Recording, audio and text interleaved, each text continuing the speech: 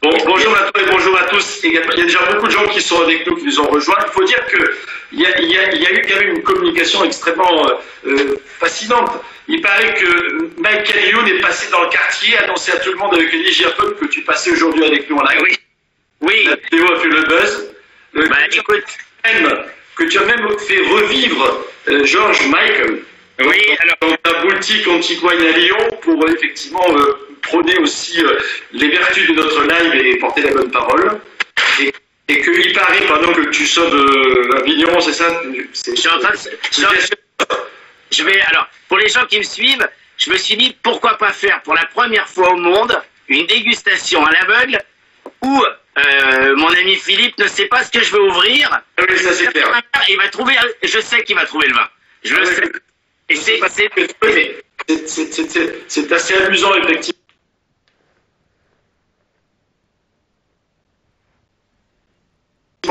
D'envisager ça, en tout cas, quand on ouvre une bouteille, on fait un geste qui sonne, c'est ce que tu dis souvent, même si, je vous le rappelle, il faut toujours faire ça avec modération, mon cher. Beaucoup de modération. Exactement. Il paraît que Bono est aussi en live avec nous ce soir, parce que tu allais lui livrer du vin, mais tu as dit je vous livre du vin que si vous suivez le live avec Forbrac ce soir, c'est vrai ou non? Alors je ne sais pas s'il sera en live, mais c'est une histoire totalement dingue qui est arrivée hier à la dernière minute. Et on s'est retrouvé avec François-Xavier de Maison la semaine dernière, avec Patrick Timsit, avec tout un tas d'acteurs. Et hier, j'étais avec plusieurs chefs restaurateurs pour parler du problème, que ce soit le problème caviste, problème restaurateur, charcutier, un grand hommage à tous les gens dans la gastronomie. Et vraiment, le monde est vaste. Mais on était en train de parler des règles d'hygiène, des règles de problèmes qui vont venir sur le futur. Et on a eu une petite demande particulière. Il a fallu livrer quelqu'un à Cannes dans la nuit. On m'a appelé moi parce que j'étais avec le chef qui était cuisinier pour Bono, donc hier on a fait un aller-retour et j'ai pas pu prendre de photos parce que c'est interdit, donc j'ai pris les lunettes. Donc voilà. C'était un clin d'œil tout à fait sympathique, mais de toute façon, pour les gens qui te connaissent, qui te suivent, c'est tous les jours comme ça dans ta vie. Parce que alors, sans qu'il t'ait pas arrivé, tu sois pas arrivé quelque chose de particulier, parce que finalement tu génères cet enthousiasme et tu partages tellement de choses qu'autour de toi il s'en passe quand même des très belles. Alors, merci pour ce que tu fais. Merci beaucoup, mais je le dis avec énormément de sincérité parce que je suis quelqu'un qui pour moi voue un culte à la bêtise. Harakiri, Fluide Glacial, Rubrique à Brac, Goscinny, tous les grands dessinateurs, tous les gens qui font de l'humour. Le vin est proche de l'humour, tous les vignerons ont de l'humour, il y en a moins. Mais je pense que c'est un métier où on a une... En tout cas, ceux qui font des bonnes choses en général ont plutôt de l'humour. Et j'ai vu tellement, on est proche, je suis très proche du domaine médical. Et encore une fois, j'ai commencé tout le temps les petites vidéos par un grand cœur à tous les gens qui sont dans le domaine médical, mais tous les gens qui sont dans le domaine pharmaceutique et tout. C'est pas facile, personne n'a de solution. On souhaite juste que le moustique ne soit pas compatible avec le virus. Et puis, ça peut poser des problèmes. Ça peut poser des problèmes. Alors moi, avec modération, je soutiens tout le monde. Je soutiens tout le monde faut continuer à boire quelques verres de vin avec modération pour soutenir les vignerons et puis pour soutenir les gens qui travaillent alors que nous on peut pas travailler. Alors nous on a une chance incroyable et j'ai entendu beaucoup de compliments sur moi. C'est normal que je puisse pas plaire à tout le monde et quelques critiques, mais il faut savoir que là où j'en suis, c'est des sacrifices. C'est des enfants qu'on voit pas, c'est des problèmes de cœur, des problèmes de sentiments, des problèmes aussi de vie personnelle. Et on n'arrive pas là où j'en suis sans les sacrifices. Donc, je peux pas plaire à tout le monde. Je suis quelqu'un d'excentrique, mais je suis quelqu'un d'excentrique parce que je t'ai tout le temps admiré. J'ai tout le temps admiré tous les gens qui sont plus hauts, tous les chefs. Je dis souvent, je suis chef, mais j'ai une chance incroyable. Je suis l'ami des plus grands chefs et l'ami des plus grands sommeliers. Et c'est vraiment avec de te voir, de croiser le verre et le verbe avec toi, parce que tu as une faconde, d'ailleurs on s'en aperçoit habilement ce soir. Tu es originaire du Portugal? Mon père et ma mère sont originaires du Portugal, ils sont arrivés en 60. Aveiro, c'est un tout petit village, il n'y a rien de spécial. Portugal. Comment? C'est situé dans quel secteur du Portugal? C'est dans le nord du Portugal. Bairrada, Luís Pato. Voilà. D'accord. Et je suis arrivé au nord du Baga, qui est un très beau Voilà, région du Baga. Et un petit club. Voilà. William Wouters suit peut-être, qui avec son épouse, effectivement, font un très joli vin de la région de Baïlada. Et donc, tu es arrivé comment au vin, toi? C'est quoi qui est l'élément déclencheur alors, à l'âge de 14 ans, j'ai quitté l'école, je suis rentré en cuisine. À 17 ans, j'avais mon CAP cuisine. À 18 ans, j'avais mon CAP salle, que j'ai passé en un an, avec la mention onologie, qui à l'époque, Philippe, c'était pas encore officiel dans les écoles culinaires, la mention sommellerie. Donc je l'ai eu, et après j'ai eu la chance de travailler pour Monsieur Landron à Lyon, qui était 2 étoiles Michelin, président des apprentis sommeliers, président de la cuisine. C'est la vieille époque, on parle de 1987-88. Je rappelle que je n'ai que 30 ans, comme toi d'ailleurs, et je suis tombé, mes parents voilà, j'ai pas eu la chance de pouvoir continuer des études. Je suis un autodidacte. Et je crois que c'est un don que mes parents m'ont donné. J'ai une mémoire olfactive assez impressionnante. Après, malheureusement, mon physique n'est pas d'une dextérité incroyable, mais j'ai un foie immense. Et ça fait que je me rappelle de tout ce que je goûte. Je suis un fou de littérature, je suis un fou de peinture et d'art.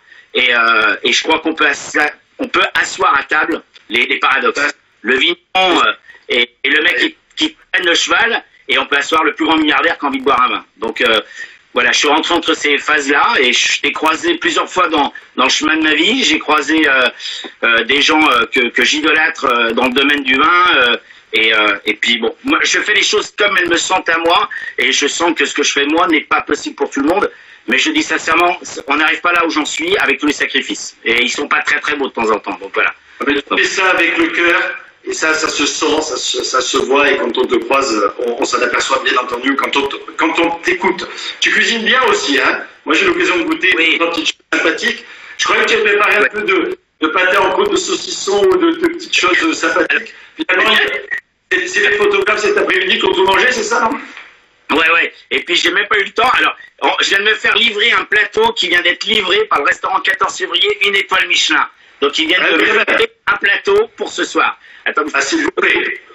S'il vous plaît. Alors, histoire de nous faire un petit peu rêver. Toi, dans cette période, il va revenir notre ami Jojo. Là, il est incroyable. C'est incroyable. C'est 1 étoile Michelin, et tout le monde, à partir de la semaine prochaine, tous les restaurateurs vont se mettre à faire des plateaux. Et là, pour une fois, c'est une bonne solution. Voilà, c'est la solution, c'est peut-être la seule, mais c'est peut-être aussi quelque chose d'incroyable. Je sais pas. C'est une bonne solution. Tout le monde va se rencontrer. On va retrouver la manière de contacter avec les gens. On va arrêter Voilà, on va peut-être être un tout petit peu plus proche de ce qui se passe en France. Je vois Cyril Boviel, qui est un très grand ami, un très grand chef de cuisine, et je vois plein de gens de l'étranger qui nous envoient des messages. Et je le dis sincèrement, on n'a jamais autant pris notre téléphone pour parler avec des gens. Et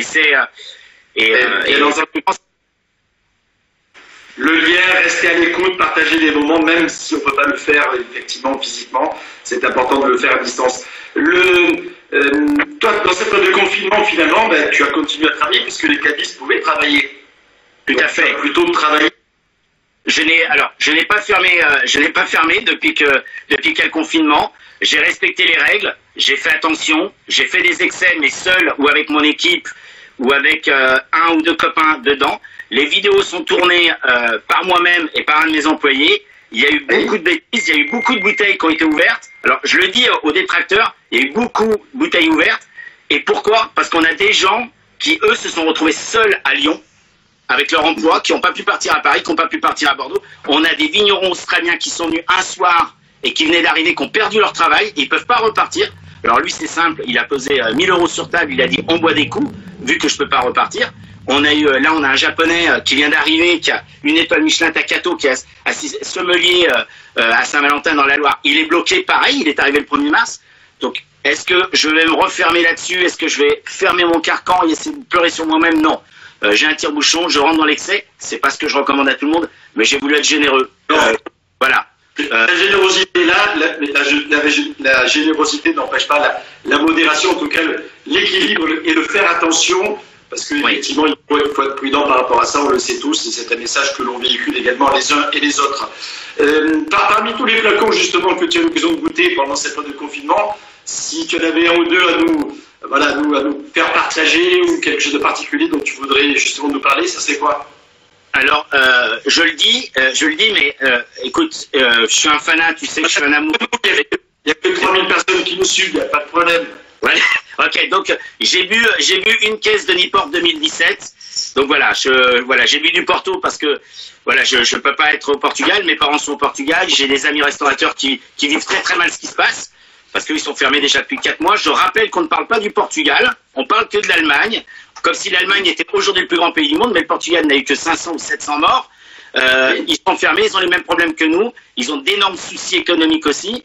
C'est le petit pays tourné vers l'Atlantique, et puis derrière eux, il y a les Espagnols, et alors que j'adore, j'ai plein d'amis à Barcelone, plein d'amis à Madrid, mais pareil, que des morts, et puis on n'a pas parlé du Portugal, donc moi ça m'a fait un petit peu de peine, j'ai ouvert 2-3 bouteilles, et puis je suis rentré un petit peu dans, j'ai pas honte de le dire, je le dis en direct, mais je crois qu'on a eu entre 40 à 60 appels téléphoniques par jour de tous les sommeliers, des restaurateurs.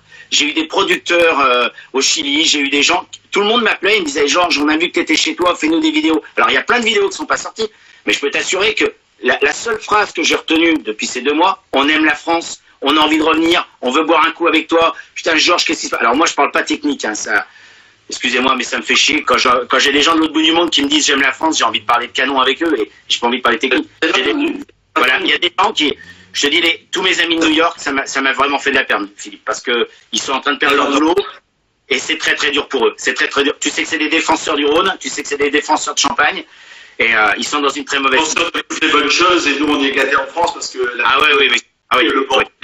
aussi il y a vraiment des choses super intéressantes un peu partout sur nos territoires. Ouais, et je sais que tu es un défenseur de tout ça.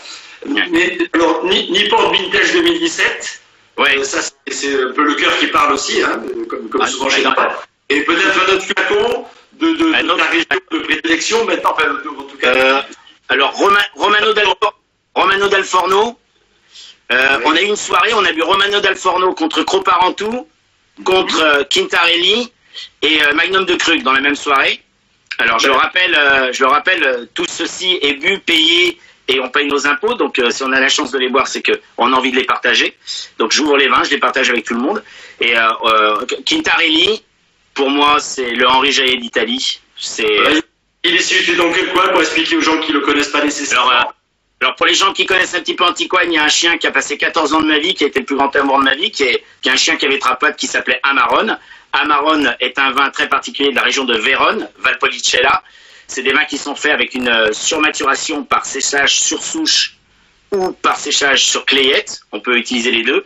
Et on produit des vins avec un rendement extrêmement petit, avec une dose de sucre un petit peu plus élevée, mais avec une énorme acidité.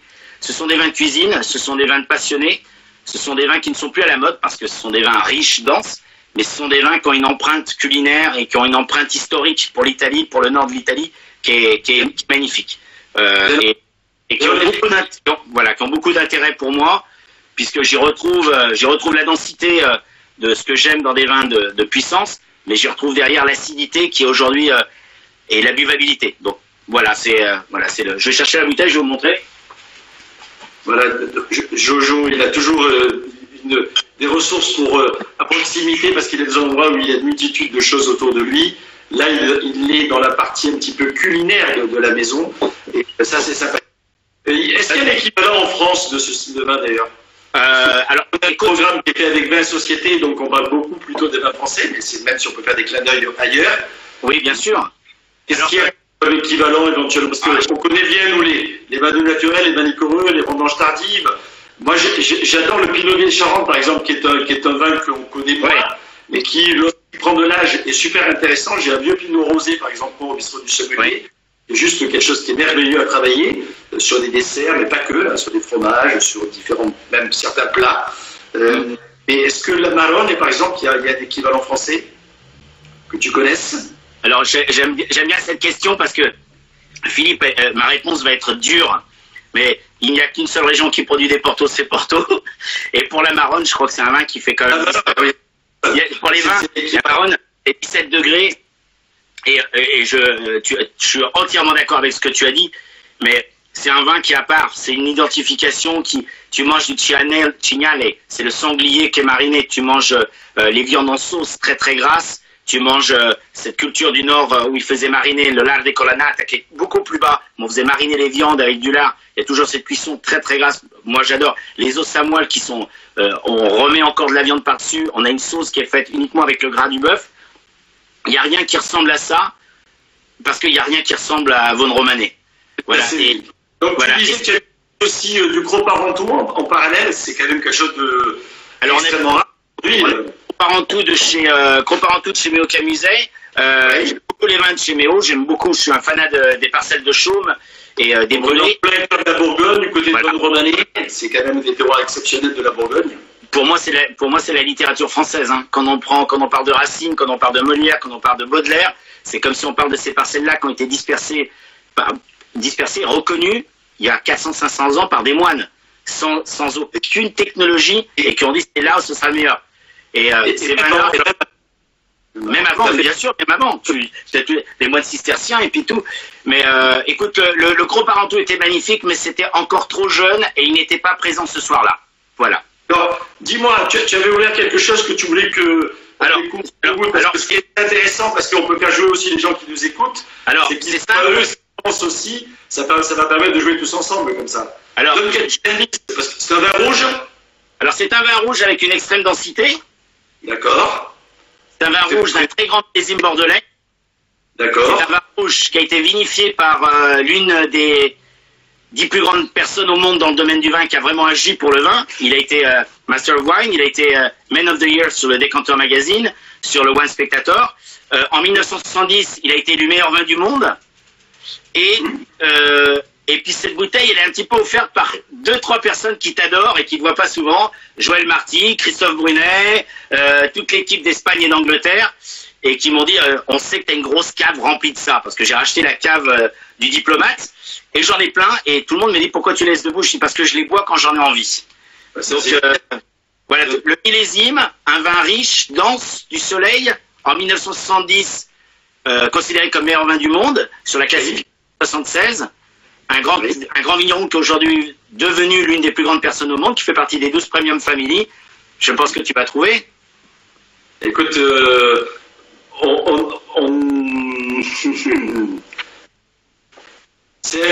alors je regarde un peu les réponses des uns et des autres. Pour l'instant, il n'y a pas trop de gens qui jouent avec nous dans les Premium Family. Si quelqu'un trouve une bouteille, j'en offre une. Bon. Oula. On est sur un vin français? Non. Ah, d'accord. Donc, il y a quelques belles réponses éventuellement c'est pas Opus One, c'est pas Unico, mais je rappelle à tous les gens qui, en fin de compte, font ce talentueux métier de sommelier, qui est quand même beaucoup de paroles, beaucoup de culture, beaucoup de prise de risque, mais qui est aussi, de temps en temps, c'est le métier de l'humilité. Et dans le métier de l'humilité, moi, ce que j'adore, c'est apprendre tout ce qui n'a aucun rapport avec le vin, parce que, de temps en temps, quand on n'en a rien à faire, on peut broder autour de ça. Et en 1976, c'est surtout pour toi que j'ouvre ça, parce qu'en 76, il y a plein de sommeliers qui sont réunis à Paris et qui ont fait le classement de 76, la grande classification. Le fameux Ridge Montebello. Ridge Montebello, Château Montelena. Voilà. Et à cette période-là, on voit ce qui était la technologie de sommelier, les verres et tout. Alors, au niveau des notes, incroyable. Au niveau de la dégustation, incroyable. Et puis, ce vin sort de là-dedans. Il chamboule tout. C'est un scandale auprès des sommeliers qui sont là. Mais en fin de compte, c'est ce qu'il y avait là.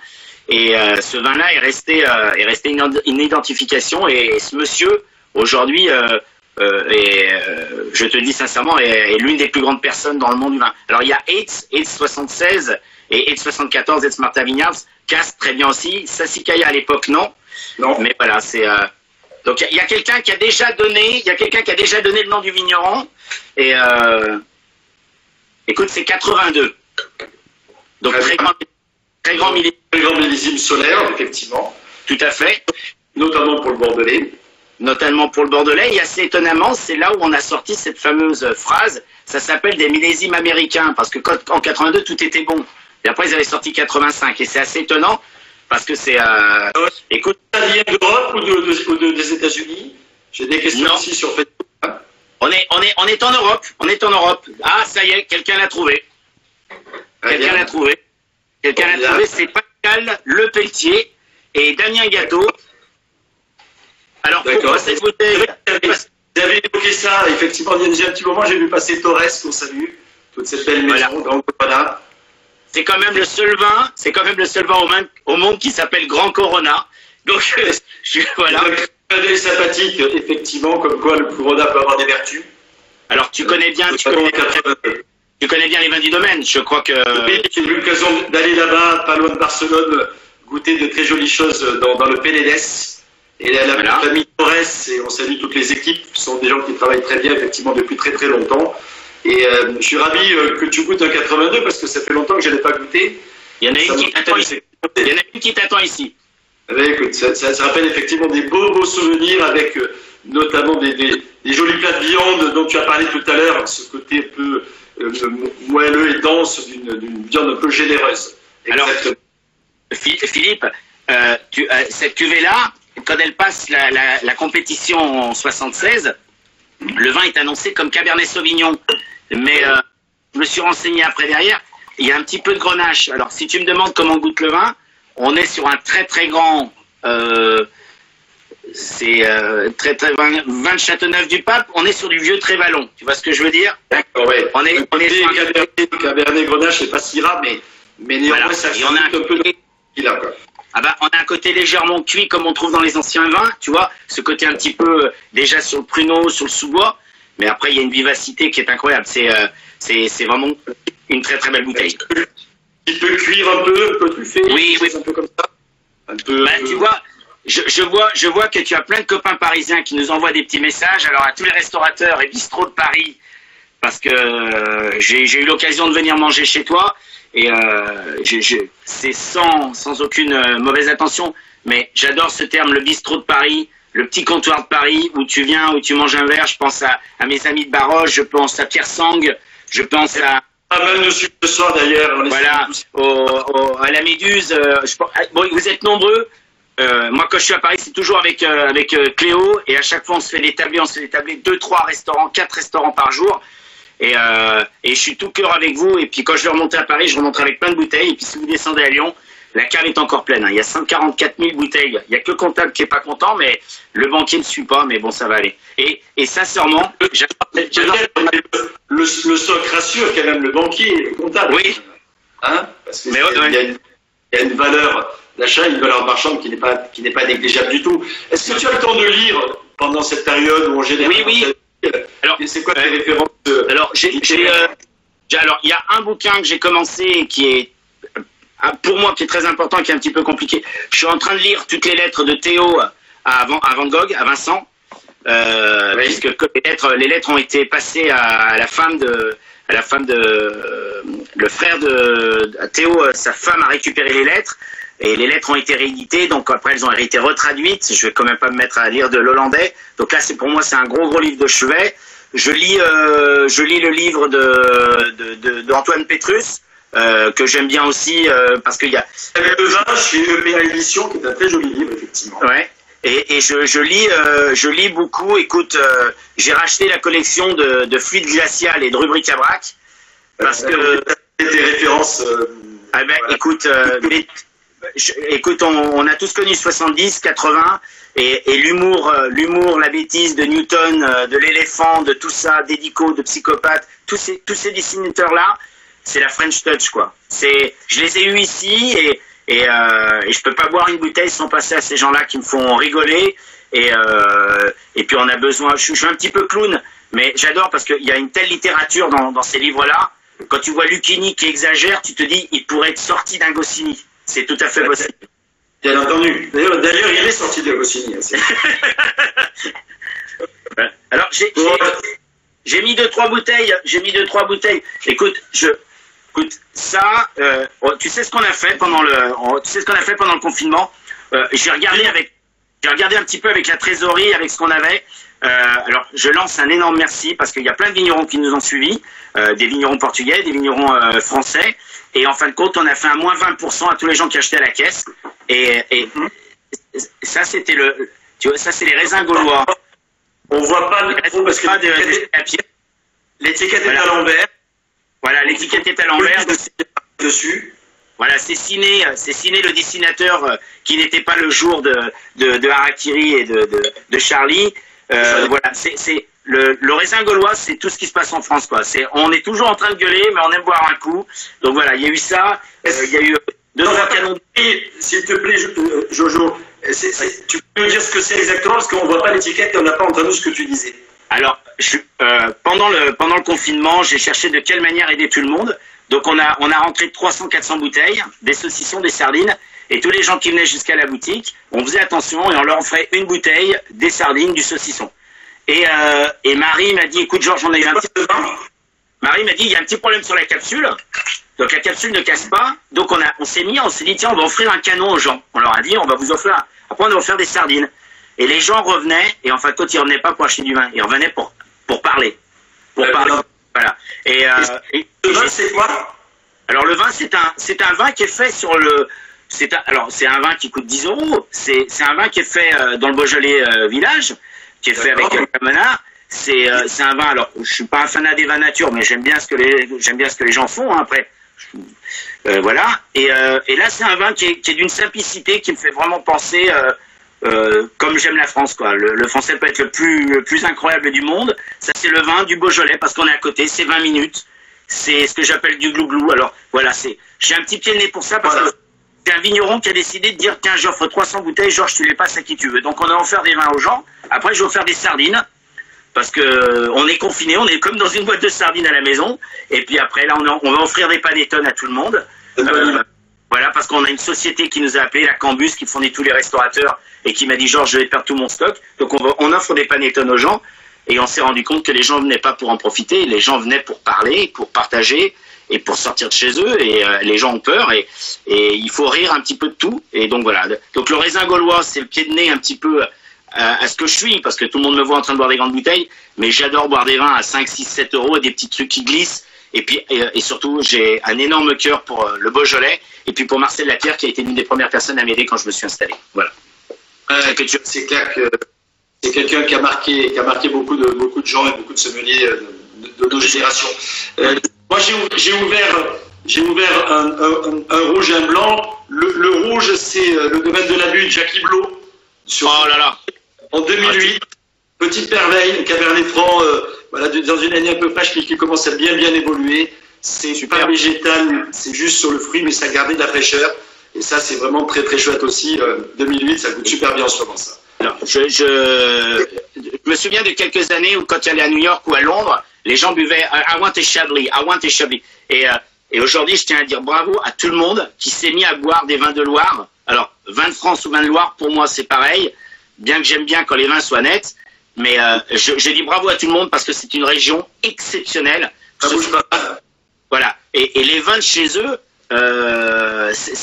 nous on en a, je crois que c'est 18 € à la boutique sur les cuvées, je sais pas toutes les cuvées là en tête, parce qu'on les garde 2-3 ans. C'est des vins mais remarquables. C'est des vins remarquables. Je suis très. Autant rouge comme blanc. Ouais. Ah mais tout. Ouais. Et même les bulles, hein. Ah oui.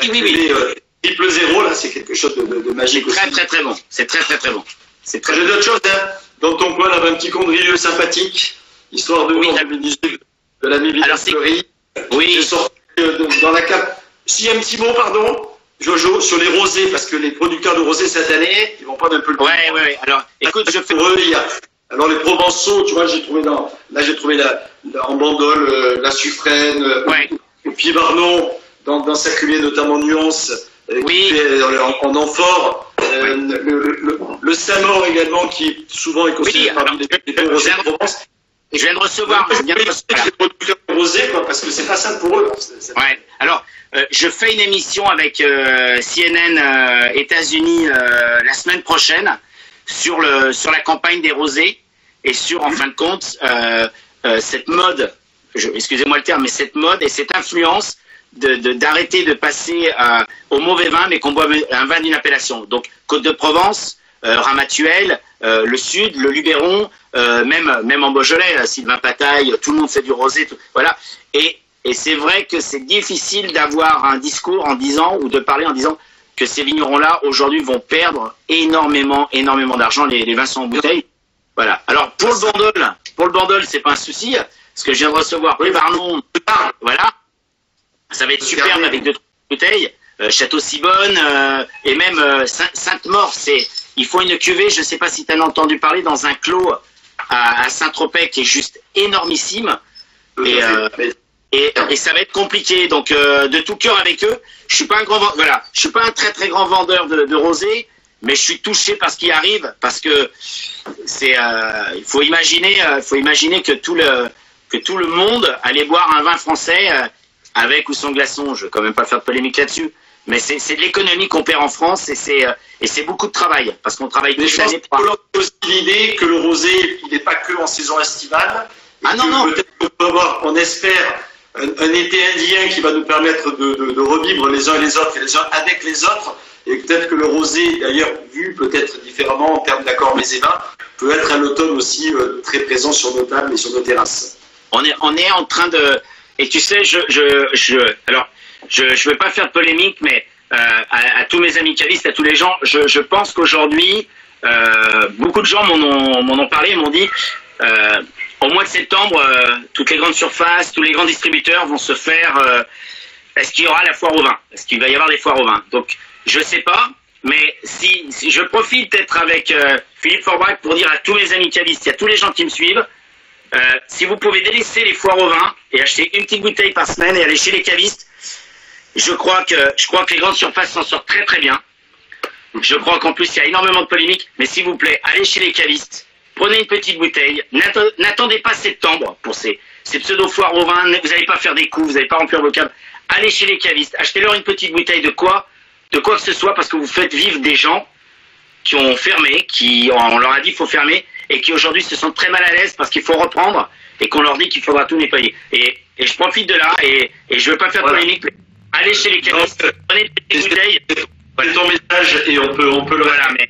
Parmi les messages qu'on a, on nous fait remarquer aussi un rosé que moi j'adore, c'est le Clos Cibonne, qui est effectivement quelque chose d'incroyable dans un rosé fait avec un cépage aussi incroyable. J'ai une histoire incroyable parce que j'avais goûté ces vins à l'étranger, je suis revenu, je suis parti un matin accompagné parce que je ne conduis pas, je suis parti un matin sur place et j'ai acheté 800 bouteilles d'un seul coup, en bouteilles de 3 litres, des 6 litres, enfin des gros contenants, et j'ai les vins sur 3-4 ans, c'est incroyable, c'est vraiment superbe. Les rouges comme les blancs, hein. Les cuvées Caroline, les rosés, c'est vraiment rosé. Voilà. Et c'est des vins qui, je vous le dis sincèrement, c'est des vins qui vous pouvez les boire en décembre, hein. Vous pouvez faire des plats, vous pouvez faire une viande rôtie, ça va être superbe. Et là, on est en train de voir, on va peut-être en re-rentrer, mais c'est vrai que c'est un petit peu compliqué. On va pas mélanger, on va pas s'accentuer, on va pas miser sur les rosés, on va miser sur d'autres choses. Et moi, je vais miser sur les champagnes. On lance une offre à partir de la semaine prochaine avec des caisses de vin pour les clients. On mélange toutes les régions de France et ça coûte 500 €. T'as 12 bouteilles, mais t'as les 12 premiers, quoi. T'as du Emmanuel Rouget, t'as du Peters, t'as du Savard, t'as du Agrapart, t'as du Petit Bajan, t'as des Canarelli. On va tout mélanger parce qu'on va essayer de faire plaisir aux gens. Et je dis sincèrement, allez acheter une petite bouteille chez belle référence. Voilà. Allez, voilà. Et puis je vois tous les gens comme toi qui prendre la parole et parler toute la France, c'est difficile, mais tu arrives très très bien et moi je suis très content de ça parce que on peut pas parler uniquement technique sur une seule région et il faut parler bien entendu. Et que tu parles des rosés, c'est superbe, voilà. Mais et je pense qu'il y a d'autres régions. Tous les domaines, hein, certains nous disent Tempier c'est magnifique, Terre Brune c'est génial, etc. Notamment Bandol. C'est vrai que c'est un terroir qui se prête bien au rosé et le rosé qui se garde. On va être obligé quasiment d'arrêter notre petit live parce que on a même largement dépassé ce qu'on fait habituellement. Parlons encore de ce dernier-là. Là, on est. C'est Château d'Arrêt, ça, non? C'est Château d'Arrêt dans le Jura. Je sais que tu adores. Ah. Et vous êtes à la maison. Tout le monde est à la maison et je sais que Philippe, j'ai mangé plusieurs fois chez toi. Pour les gens qui aiment la crème, qui aiment le beurre, qui aiment les morilles, qui aiment les champignons, qui aiment voilà, ça c'est des vins, vous les ouvrez le lundi, vous les buvez le vendredi d'après, 2-3 jours après, c'est des vins qui coûtent pas très cher, c'est l'un des plus vieux domaines de France, hein, 512. Alors je parle de lui, mais je peux parler de tout le monde, hein. Toute cette mode dans le Jura, et ils vont beaucoup souffrir aussi, eux, Donc, je vous dis sincèrement, il faut 6 ans pour faire des vins comme ça. Ça, c'est des 2016. Donc, il faut 4 ans. Goûtez-en. Faites des plats que faisait grand-mère, faites des plats que faisait papa ou même les anciens. Il faut pas des grands produits, il faut bien les transformer. Et un petit poulet avec de la crème et une petite goutte de blanc dedans, quelques petits champignons de Paris. Et voilà, ça je sais que c'est des vins que t'adores. Et je pense c'est une très très belle région. Et puis c'est une région aussi qui va souffrir parce que je pense pas que quand on va sortir du confinement, on va se mettre des bouteilles de vin jaune et on va se faire des volailles au mori. Donc si vous avez l'occasion, je vous dis, c'est un vin que vous pouvez laisser 6-7 jours en frigo et acheter un morceau de gruyère, un morceau de comté. Regardez. Des plaisirs simples, mais des plaisirs vrais. Ça, c'est des couleurs. C'est fantastique. Voilà. Donc, en tout cas, Jojo, merci beaucoup à toi. Un grand merci beaucoup. Merci à tous nos amis lyonnais qui nous ont suivis, je suis sûr, attentivement ce soir. Si vous avez compris, à Saint-Jean, comme le disait Patrick Bruel ou ailleurs, mais en tout cas à Saint-Jean en particulier, n'hésitez surtout pas à aller chez Antique Wine.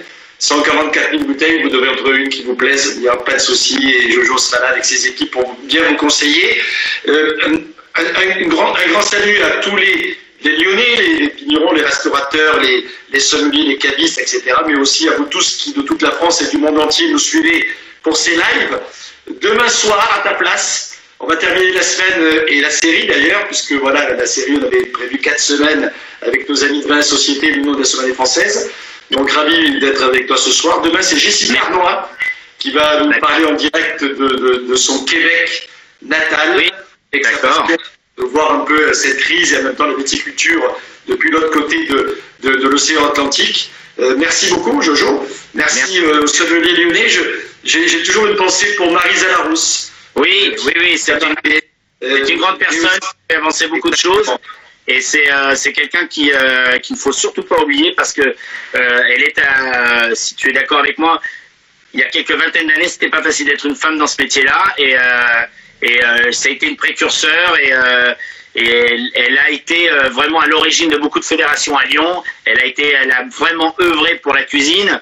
Elle était proche de Jacob Brasier, elle a été proche de Bocuse, elle a été proche de Yannéon qui était le chef sommelier pendant 16 ans. Donc c'est une personne qui a énormément fait. Et c'est une femme qui était tout seule dans un milieu d'hommes dans les années 90. Donc, je crois qu'elle est MOF, non? Elle est maire ouvrière de France, non? Non, mais elle aurait pu l'être si elle avait fait. Voilà.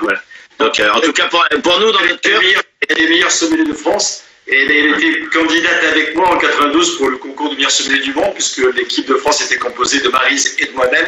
Ouais, voilà. Donc, je suis pour l'avis associé à elle et à Lyon, la cité. Merci beaucoup et de la part de tous les Lyonnais et surtout, je dis sincèrement, on a reçu des messages avant de tous les gens de Côte-Rôtie, de Saint-Joseph. Et tous les c'était la Beaujoloise là cette semaine, donc la fameuse bien boire en Beaujolais. Donc il y a beaucoup de vignerons qui m'ont passé le message. Hier j'étais à Pouilly-Fuissé, beaucoup de gens m'ont dit écoute, voilà, il faut parler, il faut surtout dès que vous aurez le temps, allez voir les vignerons parce que ça sera quand même facile. Et tout le monde m'a passé le message de te dire merci. Alors c'est moi qui ai été choisi à Lyon, donc je t'adore. Mais voilà, c'est à tous les gens de Lyon qui ont envie d'envoyer un message. Merci que ce soit Paris qui invite Lyon. Donc voilà. C'est toujours un plaisir. Et merci à toi et à tous les gens, voilà, je disais tout à l'heure, de toute la France et du monde entier, et à tous les vignerons auxquels on pense, à tous les cavistes auxquels on s'associe, à tous les sommeliers qui sont mes confrères et aux restaurateurs avec lesquels je partage beaucoup de choses. Donc un grand courage et encore un peu de patience à tous. Profitez bien des bonnes choses de la vie. Vous avez compris qu'on pouvait se faire plaisir, même si on est confiné. Donc on ne va pas te demander, Jojo, pour terminer, ce que tu vas voir quand tu vas être déconfiné, parce que finalement, toi, tu déconfines un peu tous les jours, finalement. Écoute, tu permets aux gens qui ont envie de s'évader, de prendre du bonheur. C'est quoi le dernier petit flacon que... Alors le dernier, c'était une bouteille de 1937 que j'ai ouvert l'autre fois à 2h du matin. J'avais fait une petite vidéo pour me moquer de Mélenchon parce que je le déteste. Et donc je suis en train de la boire maintenant avec deux sommeliers qui sont là dans la boutique, qui sont venus parce qu'on va parler un petit peu de ce qu'on va faire après. Donc voilà. Je vous embrasse tous.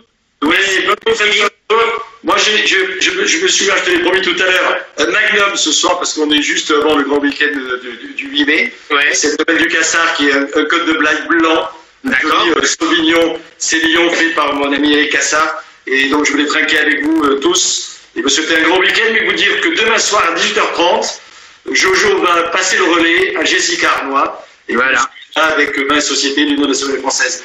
Très bonne soirée à vous tous. Merci beaucoup.